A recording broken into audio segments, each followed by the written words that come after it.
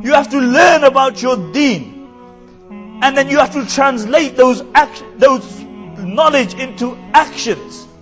The problem is that we don't translate, we talk. How often do you see brothers, they're talking for hours about the decadence of the Muslim Ummah. Come Fajr Salah, you can't wake up for the Fajr Salah. You can't wake up for the Fajr Salah. You can't change yourself, and you're talking about changing the world. There is something which is withholding the help of Allah, and I'll tell you what it is. It is my and your actions.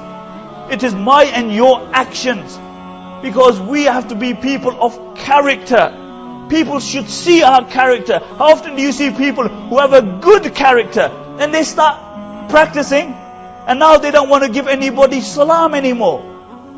The Prophet ﷺ said, none of you can enter into Jannah until he believes. And none of you can be a believer until he loves his Muslim brother. And shall I tell you a way of increasing that love? Give each other salam. Love your Muslim brother. But for us, everything divides us. The smallest thing divides us. We can always find something to divide us.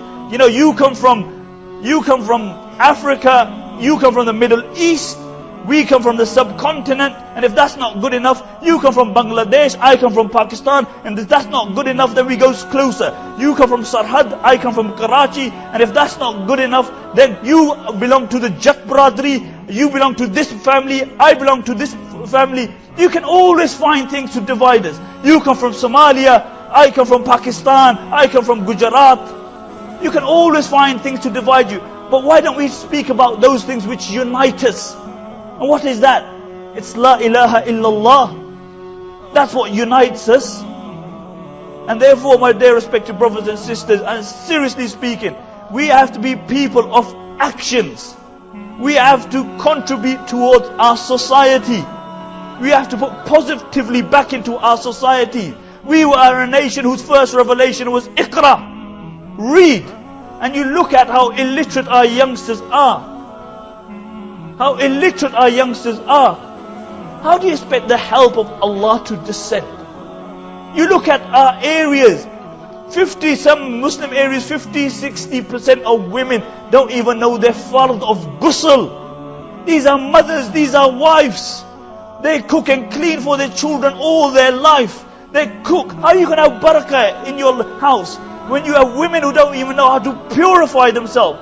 All their lives they go spend in a state of impurity. And when they die and they are given the bath, they are given the ghusl, this is the only time that they become pure. How do you expect the help of Allah to descend? And therefore I say one thing. One thing, first step we need to take is that we need to create some muhabba and ulfa amongst us.